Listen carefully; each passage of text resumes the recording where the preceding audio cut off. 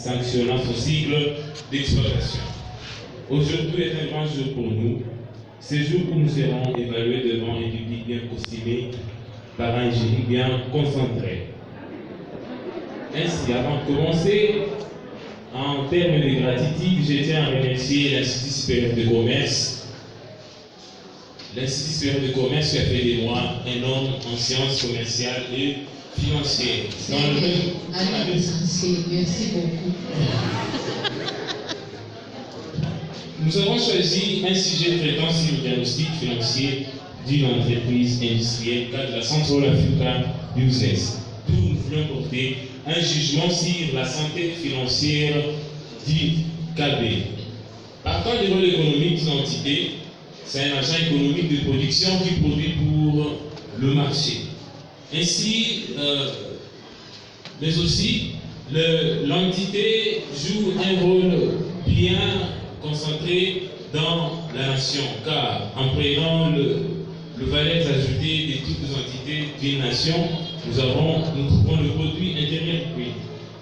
Ainsi, pour nous, faire les analyses sur la santé financière d'une entité est un dévouement pour le patriotisme de notre cher beau pays, la République démocratique du Congo, que nous espérons diriger dans un futur proche. Comme on a l'habitude de souligner, le chef de travaux, Majune Diane, le chef de travaux, Vonabandi Josué, l'assistant Kajiwami, la finance est pour une entité ce qu'elle sent pour le corps humain. Sous votre dispense, je suis persuadé que s'orienter dans un domaine financier dans le cadre de son travail de fin de cycle est un choix judicieux. Pour m'aider à bon port cette étude, nous étions animés par le souci de répondre à ces trois problèmes de recherche. Premièrement, on voulait savoir si le principe d'équilibre financier minimum était respecté au sein de la Central Africa Business. Deuxièmement, on voulait savoir si l'entité est autonome, liquide et solvable pendant la période en étude. On voulait aussi savoir les difficultés majeures relatives à l'exploitation de l'entité. Ainsi, les réponses provisoires à ces préoccupations étaient soulevées. Premièrement, nous avons supposé que l'équilibre financier serait respecté au sein de l'entité, vu que les actifs mobilisés seraient totalement financés par les ressources stables. Deuxièmement, nous avons supposé que l'entité serait autonome, rentable et liquide. Nous avons aussi pensé que pour la troisième question de recherche, que les difficultés majeures relatives à l'exploitation de l'entité en étude seraient l'inefficacité des éléments du besoin en fin de roulement. Pour vérifier nos hypothèses, nous nous sommes servis des méthodes descriptives et d'analyse des données appuyées de la technique documentaire et l'interview libre. À l'issue de nos recherches, nous avons abouti au résultat ci-après. Nous avons trouvé que le ratio d'équilibre financier était respectivement de 1,08 en 2015, de 1,19 en 2016, de 1,29 en 2017 et de 1,51 en 2019 et de 1,68. Ces ratios étant supérieurs à l'unité pour notre période à l'étude, cela explique que l'entité Central Africa Business finance totalement ses actifs immobilisés par les ressources à long terme. Donc, le principe d'équilibre financier était respecté durant notre période en étude. Ces résultats viennent confirmer notre première hypothèse. Pour notre deuxième question de recherche, nous avons trouvé un ratio d'autonomie financière de 0,90 en 2015, 0,94 en 2016, de 0,94 en 2017 aussi, de 0,95 en 2018 et de 0,94 en 2019. Ces ratios étant supérieurs à 0,5 durant toute la période sous examen, nous permet d'affirmer que l'entité est autonome et solvable à court terme.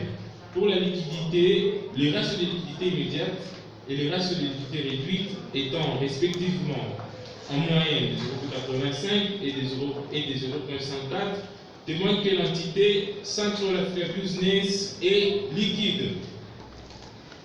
Le ratio de liquidité générale était de 1,1 en 2015, 1.30 en 2016, 1.41 en 2017, 1.74 en 2018, de 1.85 en 2019, sera souvent supérieur à l'unité pendant la période sous examen. Cela explique que l'entité est liquide et solvable à court terme.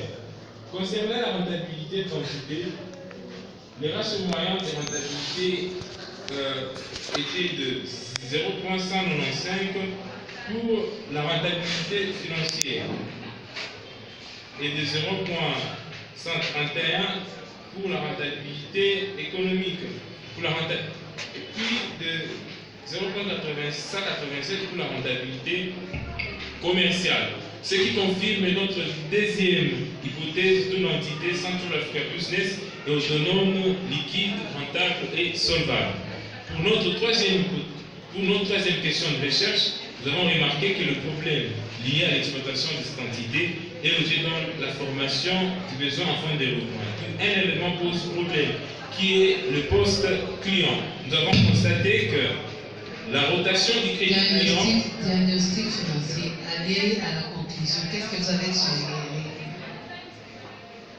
Ainsi, nous avons suggéré à l'entité d'accroître la rotation client et de réduire la rotation du poste fournisseur. Et les stocks? Nous avons aussi demandé d'améliorer la vitesse de rotation de stock. Comment? Soit en appliquant la politique de la balance client. Améliorer la politique de recouvrement. Bon, ça sera une question. Merci beaucoup. Ok. Nous ne prétendons pas avoir abordé tous les aspects liés au diagnostic financier. C'est pourquoi nous invitons le futur chercheur à nous compléter en abordant par exemple l'analyse de l'exploitation de l'entité Central Africa Business. Madame le Président du jury, très cher membre du jury, votre collection étant considérée comme mon parrain scientifique, un sincère merci vous est adressé. Vous avez fait de moi un casier scientifique en sciences commerciales et financières. Vos questions et suggestions constituent la science sans les bien bénis. Merci beaucoup, CP. Vous pouvez vous mettre. Les jurys de M. Batete Kitoga est constitué de la manière suivante. Les directeurs du travail, c'est le chef des travaux Christophe. Les premiers lecteurs, c'est le chef des travaux Malefou. La deuxième lectrice, le chef des travaux Majouli. La parole au chef des travaux Malefou. Merci, Madame Jury, pour la parole. Le travail de M. Kitoga est intéressant sur le plan de la forme. Il a choisi un sujet intéressant portant sur le diagnostic financier. Nous félicitons à passant. Il a proposé certaines solutions à la fin. Et c'est par là que je vais focaliser presque toutes les questions. Je crois alors ensemble à la page 75. Je crois le premier indicateur, les fonds de roulement, ni les solutions. Tu peux dire les solutions. L'entité a un bon équilibre. Cependant, nous encourageons l'entité de bien développer son autofinancement et de ne pas abandonner avec la constitution des réserves. Voilà. Arrêtez-vous par là. Ne pas abandonner